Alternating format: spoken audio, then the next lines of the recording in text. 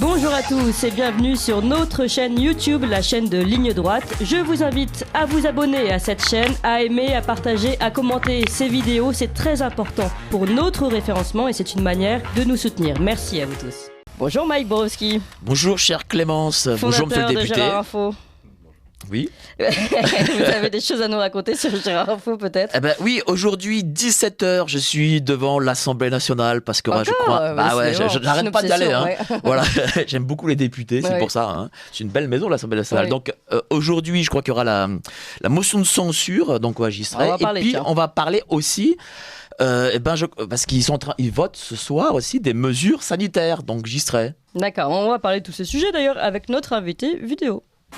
Ligne droite, Très haut, il y a une place pour nos idées. vue de haut. Notre invité vidéo qui est Christophe Benz. Bonjour Christophe Benz. Bonjour. Vous êtes député Rassemblement National de la Haute-Marne, secrétaire de la Commission des Affaires Sociales, cofondateur et enseignant de l'ICEP. Ça, c'était votre ancienne histoire avant de devenir député.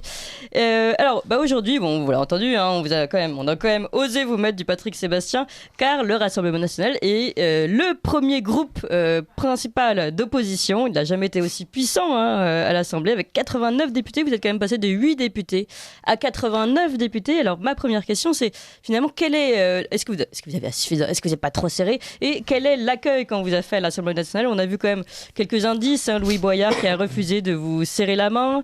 Enfin, pas à vous, mais aux députés Rassemblement national en général, qui a parlé d'éviter l'épidémie de racisme. Et puis, il y a eu toute la polémique autour du discours du doyen. Je vous propose qu'on écoute ce discours. En ce lieu sacré de la représentation du peuple français, de l'expression de la volonté nationale, vous voir réunis côte à côte, par ordre alphabétique, au-delà de toutes nos divergences, est un symbole d'unité française. Ce symbole d'unité touche l'enfant d'une France d'ailleurs, que je suis, arraché à sa terre natale et drossé sur les côtes de Provençal par le vent de l'histoire en 1962. J'ai laissé là-bas une partie de ma France et beaucoup d'amis. Je suis un homme qui a vu son âme à jamais meurtrie.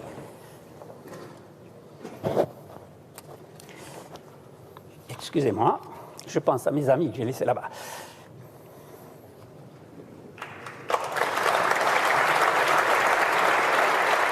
Ils ont osé applaudir, voilà, ils ont osé quasiment, enfin beaucoup de membres de l'Assemblée, pas seulement le Rassemblement National, a osé applaudir ce discours plein d'émotions de José González, le doyen de l'Assemblée nationale, qui ose évoquer l'Algérie française.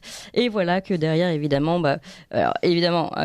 indignation aux côtés de la France insoumise. Je vous cite notamment Mathilde Panot, le député FN, José González a tenu des propos infamants, injurieux, révisionnistes sur l'Algérie française, des propos honteux qui n'ont aucunement leur place dans une enceinte parlementaire et qui doivent collectivement nous inquiéter. Voilà ce qu'a dit l'élu du Val-de-Marne. Et alors intéressant aussi, Libération, qui recherche qui sont les députés hors du Rassemblement national qui ont osé applaudir le discours du doyen José González évoquant l'Algérie française. Voilà donc Libération qui rentre un petit peu dans une forme de délation.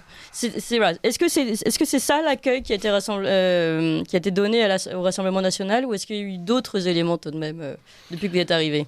Bonjour à tous les auditeurs de Radio Courtoisie. Non, honnêtement, d'abord, le premier accueil, ce sont les agents administratifs, les agents, les huissiers, etc., qui nous ont accueillis très chaleureusement. Et je profite que vous me posez la question pour vraiment les remercier chaleureusement.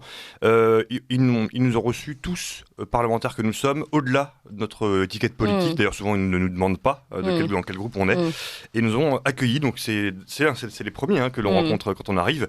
Et après, effectivement, il y a quelques personnages un petit peu sectaires du côté gauche de l'échiquier. Franchement, moi, je les ignore complètement. De toute façon, ils ne savent pas se tenir. Ils n'ont aucune courtoisie, pour le coup. Même courtoisie républicaine, si je puis dire. Et je mets des guillemets à républicaine. Voilà. Donc, si vous voulez, c'est l'étiquette classique de l'Assemblée nationale, celui de serrer la main après le discours du doyen, etc. Le minimum des courtoisies, c'est ça. Et visiblement, la France insoumise ne l'a pas. Tant pis pour eux. Pourtant, on est tous députés avec la même légitimité, celle des urnes. Voilà. Enfin, je fais une petite parenthèse, mais j'ai été assez choqué en fait de voir l'accoutrement des députés LFI. Certains qui viennent en jean, en basket, un fichu de mettre une cravate dans l'hémicycle, alors que c'est obligatoire. En tongs. Non, mais c'est n'importe quoi. Honnêtement, c'est n'importe quoi. D'accord. Alors, la question, au-delà de l'accueil qui se pose, la vraie question, c'est quelle opposition vous allez être aujourd'hui et demain, dans les prochains jours, à l'Assemblée nationale. On aurait pu penser que sur certains sujets, vous vous allieriez avec la France insoumise pour être une vraie voix d'opposition face au macronisme. Et on a vu, notamment lors de l'appel à la motion de censure qui a été lancée par la France insoumise, que certains groupes socialistes, de la NUPS, ont suivi, mais pas le Rassemblement national. Est-ce que finalement vous vous installez vraiment dans une opposition à ce gouvernement, ou plutôt une opposition à la France insoumise ? Notre opposition à nous, elle va être claire.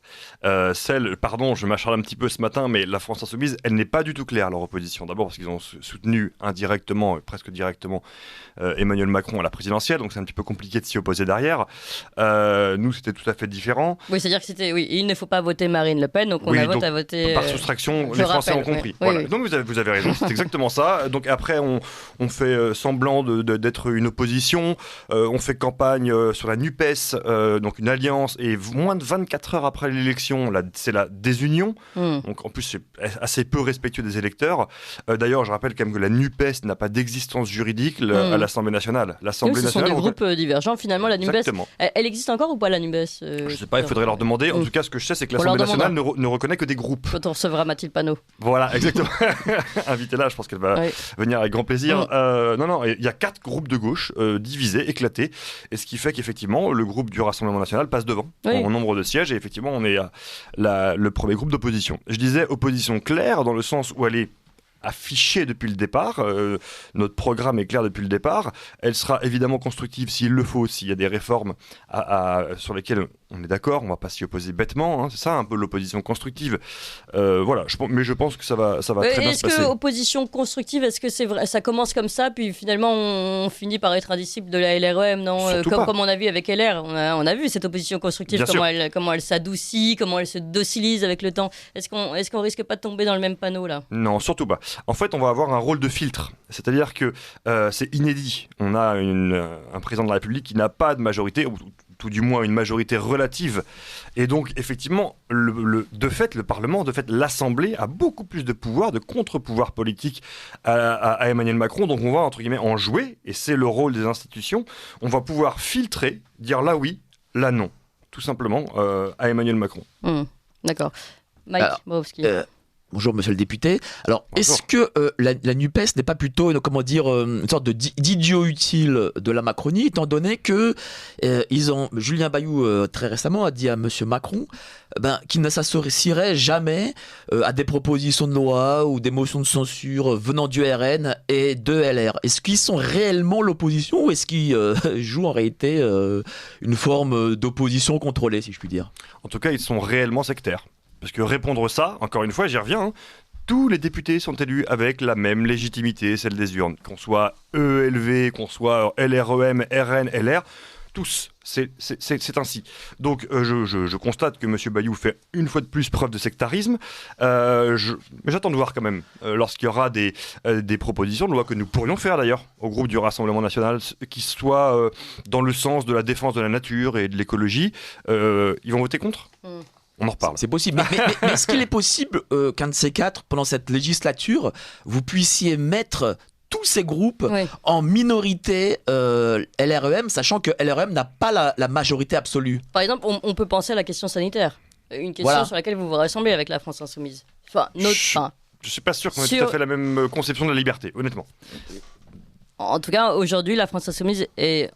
En France, on a vu le vote européen très surprenant, mais en France, elle prend position contre le pass sanitaire. Pas le PS et pas les Verts, parce que eux sont pour l'obligation. Oui, mais ils sont. Ça fait quand même 40 ou 50 personnes de moins du coup. Non, mais nous verrons texte par texte. D'ailleurs, on en a un aujourd'hui même qui démarre, justement sur les nouvelles restrictions que le gouvernement veut nous imposer via un projet de loi qu'on va contester, qu'on va amender. D'ailleurs, j'ai déjà déposé un certain nombre d'amendements, 11 d'ailleurs au total. Donc, on va les travailler en commission, en hémicycle, etc. Moi, je ne me positionne pas par rapport à la France insoumise où la majorité relative du gouvernement. Je me positionnerai, et nous positionnerons Par rapport à des texte idées. par texte, bien sûr. Et sur la mention de censure, alors pourquoi avoir refusé de vous allier, d'accompagner le mouvement de motion de censure de la France Insoumise? Alors, je vais vraiment m'acharner sur la France Insoumise ce matin, décidément. Non, je pense que c'est un peu du théâtre de leur part. C'est une manière de théâtraliser un petit peu leur opposition. C'est un jeu, c'est de la comédie, mais c'est pas très très crédible. Encore une fois, j'y reviens. Une motion de défiance, je crois que j'entendais Madame Mathilde Panot dire une motion de censure par défiance, etc. Alors, c'est quoi la différence? Je ne saurais pas vous expliquer, encore une fois, invitez-la, elle vous expliquera, elle. Je ne parle pas à leur place. Non, je comprends qu'on puisse contester le fait que la Première ministre n'ait pas demandé de confiance à l'Assemblée. Ça, c'est vrai que c'est problématique. Oui.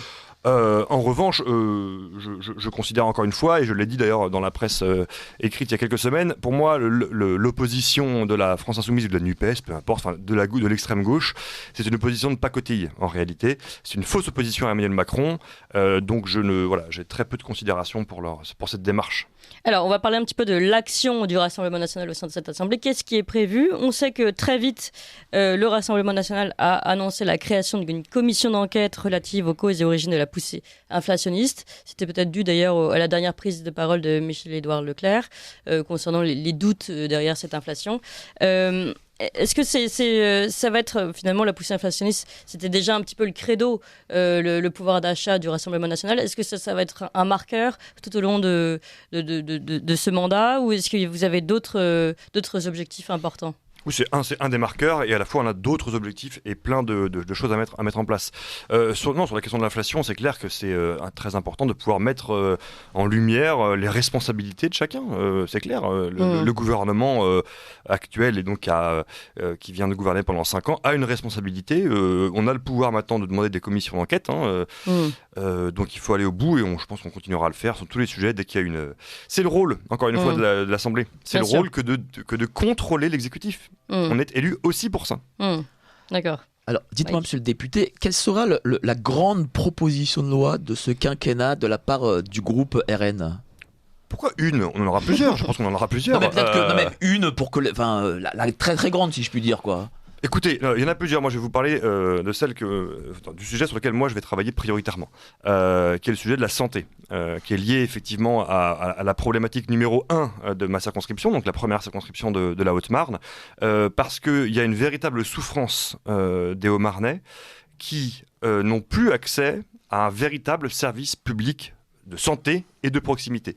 Il y a une double crise sur le territoire, à la fois une crise du nombre de médecins, de la médecine de ville et de village, et de l'autre côté, on a une crise avec une menace de la part de l'État de démanteler l'hôpital. Donc, si vous voulez, c'est, quand j'ai été sur le terrain pendant des semaines, le sujet qui revient. Le sujet numéro 1, c'est le problème du désert médical. Oui. Voilà. Donc, qui n'est pas forcément typique de la Haute-Marne, finalement, aujourd'hui, ça concerne quasiment toute la France. Ça concerne en avec priorité les des zones rurales. maternités qui ferment, des urgences qui passent en services dégradés, etc. C'est ça.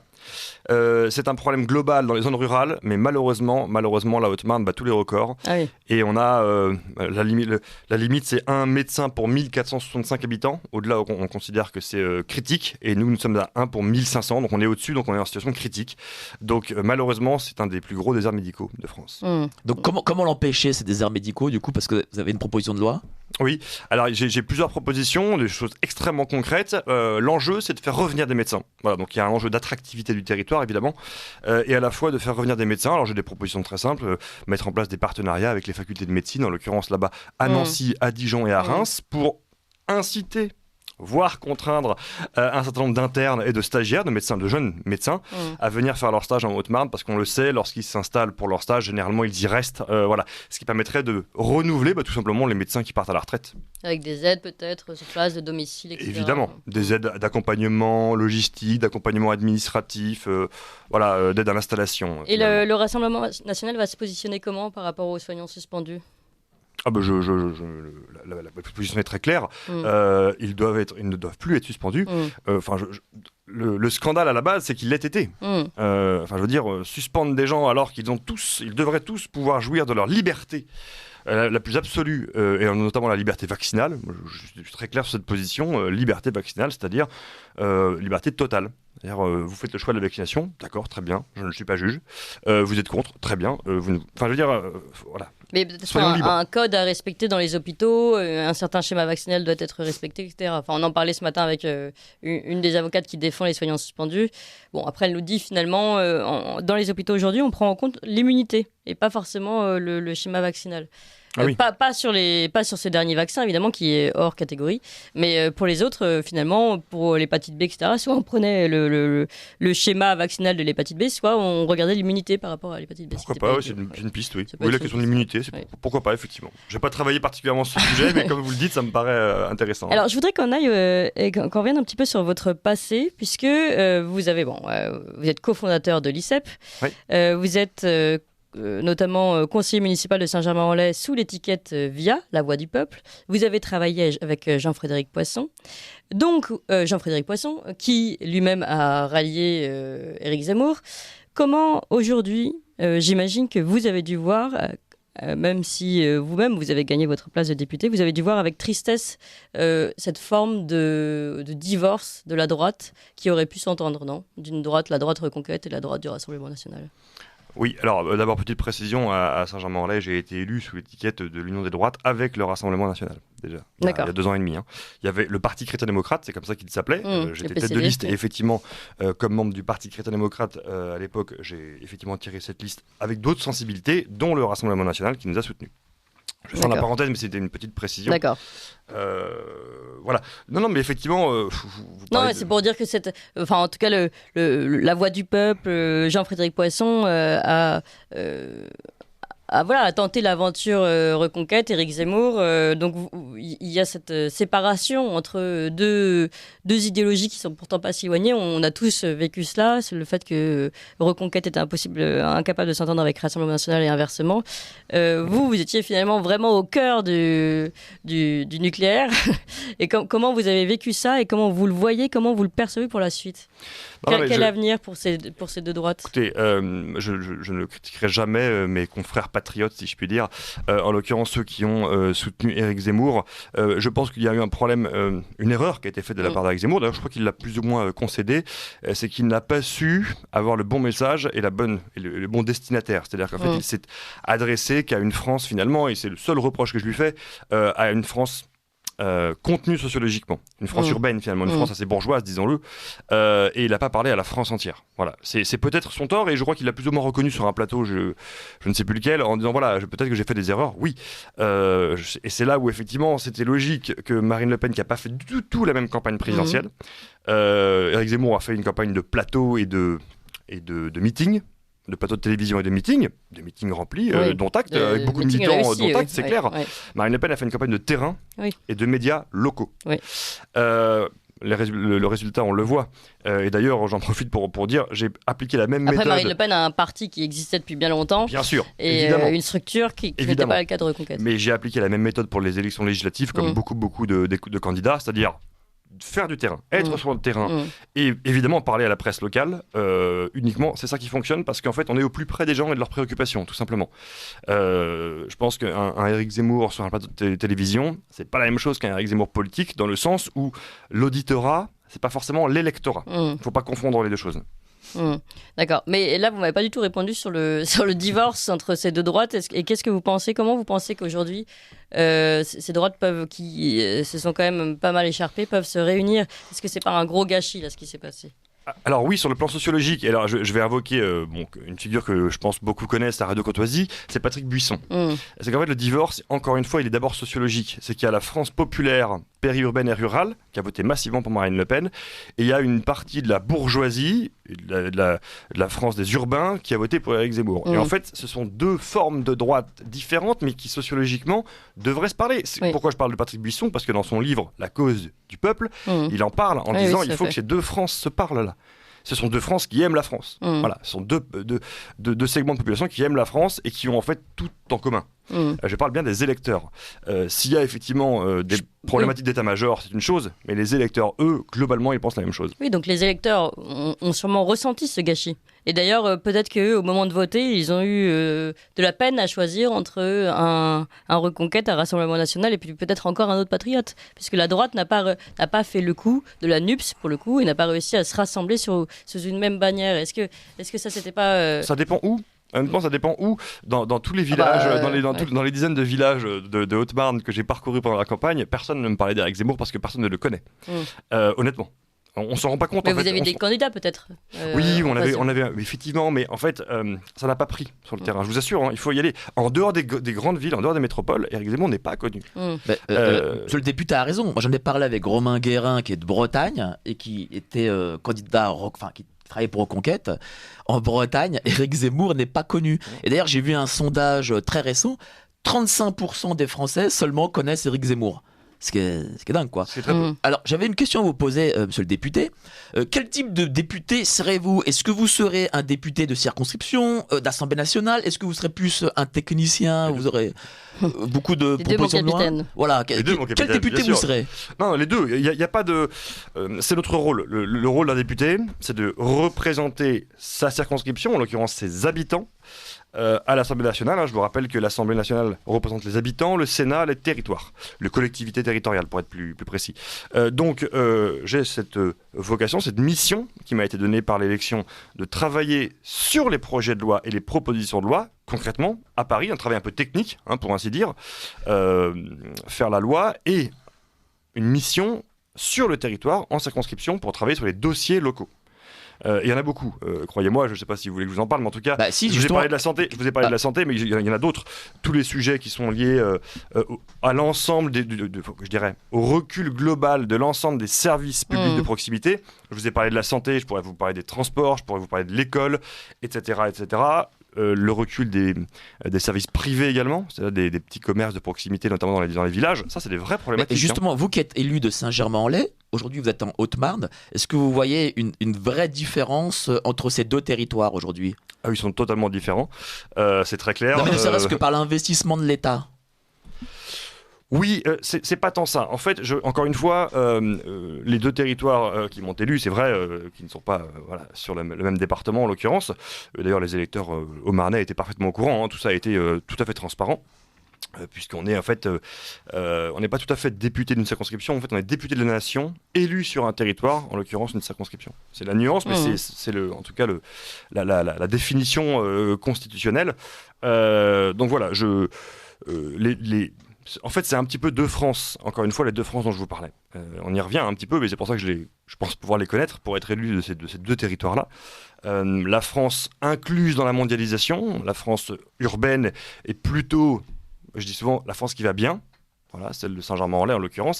Je ne dis pas qu'il n'y a pas de problème, mais les problèmes sont mineurs. Et la France périurbaine ou la France périphérique ou rurale, qui souffrent beaucoup et dont les problématiques sont très concrètes. Et c'est finalement les deux droites, là. On retrouve cette dichotomie. Et là, à Saint-Germain-en-Laye, vous avez dû connaître cette droite bourgeoise, finalement, patriote. Oui. Aujourd'hui, vous êtes plutôt représentant d'une droite populaire qui s'intéresse d'abord à son pouvoir d'achat avant de s'intéresser à la grandeur du drapeau français. Oh, je pense pas qu'on puisse leur faire ce procès-là quand même. Non, mais c'est pas un procès. C'est normal de penser d'abord à pouvoir nourrir ses enfants. Bien sûr. Non, ça c'est la dimension d'urgence, clairement. Mais par contre, non, ils pensent aussi au drapeau. Je peux vous dire qu'ils sont très attachés à leur territoire, à leur pays, à leur patrimoine aussi. Je peux vous dire qu'en Haute-Marne, c'est ce qui m'a marqué d'ailleurs. Il y a un patrimoine qui est extrêmement bien préservé. On sent qu'il y a culturellement un attachement très fort.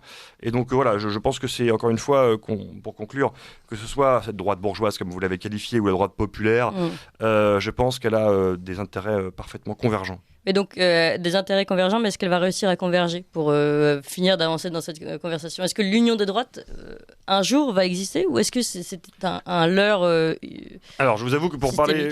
Alors, elle a déjà convergé, à mon sens, en Haute-Marne, puisque je reprends cet exemple volontairement. Moi, j'ai été élu sur une terre de droite. C'est-à-dire que, particulièrement le sud de la Haute-Marne d'ailleurs, mais la Haute-Marne a toujours été à droite, ça n'a jamais été communiste, ça n'a jamais été à l'extrême gauche ou autre. C'est une terre de droite, centre-droit. Bon, c'est une terre gaulliste aussi, hein, c'est le département de Colombey-les-Deux-Églises, qui n'est pas dans ma circonscription, mais juste à côté. Et c'est vrai que j'ai bénéficié au second tour, comme candidat soutenu par Marine Le Pen, j'ai bénéficié d'un énorme report de voix de la droite. C'est très simple, je le fais en 2 secondes. Hein. Les droites au premier tour ont cumulé à peu près 28%. Moi, j'en ai pris 24% au deuxième tour pour gagner. Donc, ça prouve que, grosso modo, je ne suis pas très matheux, mais 80% de la droite au premier tour s'est reporté sur ma candidature. Et j'avais d'ailleurs fait valoir le fait que j'étais soutenu par Marine Le Pen, mais pas membre du Rassemblement national. J'étais ce qu'on a qualifié comme un candidat d'ouverture. Voilà, mais aujourd'hui, vous êtes malgré tout un député Rassemblement national. Alors, je suis un député d'ouverture, parce que candidat d'ouverture, député d'ouverture, membre du groupe. Donc, on appelle ça bien un député Rassemblement national. Mais je suis au groupe à l'Assemblée nationale, non, au groupe du RN à l'Assemblée nationale, mais je ne suis pas au parti. D'accord, oui, c'est ça. Oui. C'est tout là, c'est la seule nuance. D'accord. Voilà. D'accord. Et donc, pardon, je vous ai coupé. Donc, vous disiez que vous aviez un report de voix, ce qui est pour vous l'illustration de l'union des droites, finalement. Bah écoutez, lorsque l'électorat de droite du premier tour, qui a fait un choix différent, en l'occurrence pas ma candidature, a préféré ma candidature au second tour face à La République En Marche. Hein. Moi, j'étais en face d'une députée sortante de La République En Marche. Là, vous parlez de l'union des droites côté électoral. Moi, je reviens sur l'état-major. Pas tant que ça. C'est pas si évident que ça. Ah oui. Non, on a beaucoup de cette fausse droite, je n'ai pas de problème à l'appeler comme ça, cette fausse droite qui préférera largement voter pour les candidats d'Emmanuel Macron plutôt que pour nous. Non mais vous pensez à certains LR progressistes, moi je parlais plutôt, je tourne beaucoup autour de ça, autour du parti d'Éric Zemmour notamment, ou d'autres patriotes comme les patriotes. Ils vous ont soutenu, bien sûr. Mais est-ce qu'il y a une demande, justement, est-ce qu'il y a une demande des gens de cette union de la droite? Parce que moi je l'ai jamais entendu cette demande, mais est-ce que chez vous peut-être en Haute-Marne il y en a une? Alors encore une fois, je suis sur une circonscription très très rurale, donc je vous réponds avec les codes que j'ai perçus là-bas. Non, mais peut-être que justement il y a une erreur médiatique, même de bulle médiatique. On a beaucoup entendu parler de l'union des droites pendant toute cette campagne, et finalement cette union des droites, c'est pour ça que je vous pose cette question aussi, que Mike a raison de la reformuler. Peut-être que cette union des droites n'est qu'un leurre. Non, depuis des années, j'ai jamais varié là-dessus.